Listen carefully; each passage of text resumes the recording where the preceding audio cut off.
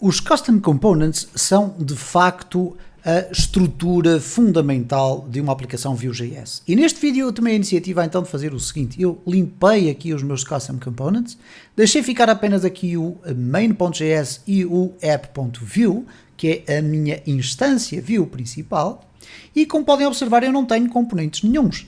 Daí que a minha própria página não tenha rigorosamente nada, ou pelo menos aparentemente não tem, porque se eu for aqui ver o código-fonte, ele tem aqui de facto alguma informação que provém então do meu public index.html e de tudo aquilo que é compilado à medida que vamos fazendo alterações ao nosso código.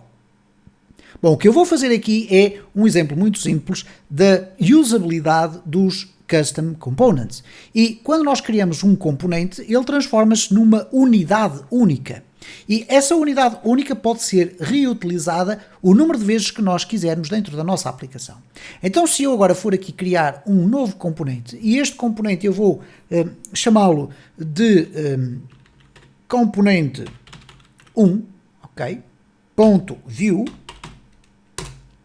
O que vai acontecer então em termos de estrutura é que nós temos que ter aqui um template, ok? Vamos ter aqui, se quisermos, obviamente, um script e vamos ter aqui também, se quisermos, um style, ok? E neste caso a única informação que é fundamental é a existência de um template, mas nós vamos fazer aqui algo que nos vai permitir aplicar os conhecimentos que já adquirimos ao longo desta playlist. Então o que eu vou fazer, em primeiro lugar, antes de me esquecer, é definir aqui que vamos importar um component chamado componente 1. Então vamos colocar aqui import.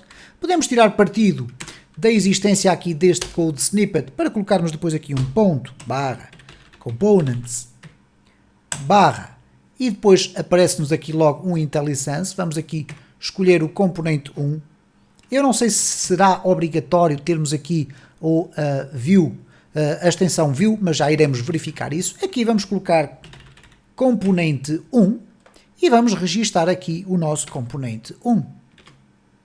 O que vai acontecer então agora dentro do nosso componente é, se nós colocarmos aqui um parágrafo olá, vamos verificar então se a compilação nos vai permitir ver aqui alguma coisa. Vamos aqui fechar o nosso código, vamos aqui refrescar e reparem, ainda não aparece nada. Bom, não aparece porquê?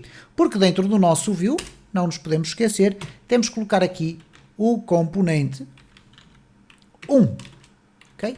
E uma das formas de o fazer é colocar desta forma. Portanto, este componente 1 está inserido dentro da nossa aplicação.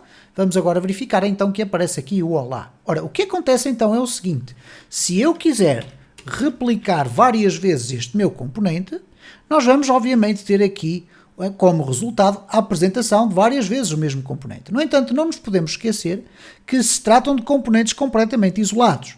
Vamos então ver aqui isto com um exemplo concreto. Eu vou apenas deixar 2, não é necessário termos tantos. E o que eu vou fazer aqui dentro é colocar o seguinte: vou colocar aqui um div para fazer um wrapper do meu componente, e aqui vou colocar também um data e um method. Então vamos colocar aqui data.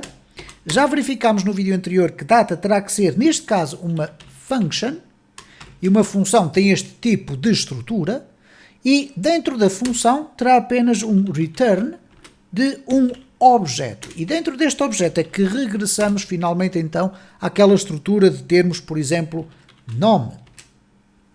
E vamos colocar aqui nome como sendo uma variável, vamos lhe chamar assim, ou uma propriedade, como lhe queiram chamar, que tem um valor vazio. O que é que eu posso colocar aqui? Por exemplo, reparem, eu vou colocar aqui um input do tipo text. Vou obviamente aqui apagar estes elementos todos, não vou ter necessidade deles, e vou recorrer à utilização, por exemplo, de uma diretiva do Vue, que neste caso é o vModel. E o vModel vai ser igual a nome. Reparem que o IntelliSense me está a indicar já que eu tenho de facto disponível essa variável aqui dentro. Então eu vou colocar simplesmente assim. E agora vou fazer ainda o seguinte: vou colocar aqui um parágrafo e vou escrever aqui o valor inserido é, e agora vamos colocar aqui a interpolação de strings e vamos colocar aqui nome. Ora, o que é que significa isto na prática? Que eu estive a ligar este input a esta variável que aqui está, vamos lhe chamar assim desta forma para compreensão mais simples, e quando esta variável é alterada, ela é alterada não só dentro do próprio input, mas também vai ser alterada onde surgir dentro do nosso template. Então se chegarmos agora aqui, vamos ter este aspecto, e reparem, este é o espaço que diz respeito ao primeiro componente, este é o segundo componente. No entanto, não esquecer que estamos a falar sempre do mesmo componente. O que acontece na prática é que, se eu agora começar a escrever aqui texto, vamos ter apenas esta informação aqui guardada, toda a informação que eu inserir aqui vai funcionar de forma completamente autónoma. Então isto significa também que eu agora posso concentrar a minha atenção aqui dentro. Aliás, eu poderia estar a escrever aqui styles, por exemplo, se eu colocar aqui asterisco color red, o que vai acontecer aqui é que todos os elementos dos meus componentes vão passar a ter a cor vermelha. Reparem, cá está então o texto e o texto ali dentro e, portanto, daqui podemos já perceber qual é a importância de termos aqui um style, isto é, dentro de cada custom component, nós vamos ter a possibilidade de definir aquelas que são as 3 componentes fundamentais de uma página web. E essa é a interpretação mais simples, que é podermos definir o HTML, que a constitui, portanto a parte visível, podermos definir a sua lógica de interação, isto é, onde estão guardados os dados, onde nós colocamos métodos para podermos interagir com os nossos elementos da DOM, e aqui é onde temos o nosso CSS. Portanto, reparem como a separação se torna extraordinariamente mais simples, até no caso de nós querermos alterar um determinado componente da nossa aplicação, porque obviamente estão a imaginar que uma aplicação terá um número muito elevado de componentes, o que quer dizer que com esta separação nós muito facilmente conseguimos identificar onde é que nós temos que alterar o CSS de um determinado componente. Porquê? Simplesmente pelo facto de ele estar contido dentro do próprio fecheiro view. Então vamos aqui terminar este exercício simplesmente com algo muito mais simples ainda. Vamos colocar aqui um button. Ok? Aqui no button nós vamos colocar o onClick. Ele vai executar o método de, vamos lhe chamar executar. Então vamos colocar aqui limpar. Aliás, vamos chamar aqui também limpar. E o que este método vai fazer é um método que não está ainda criado aqui, portanto vamos criá-lo aqui no methods.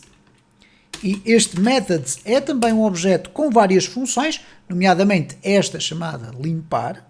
Vamos colocar aqui limpar, vai ser igual a uma function. E esta função vai simplesmente fazer o seguinte: this.nome é igual a vazio.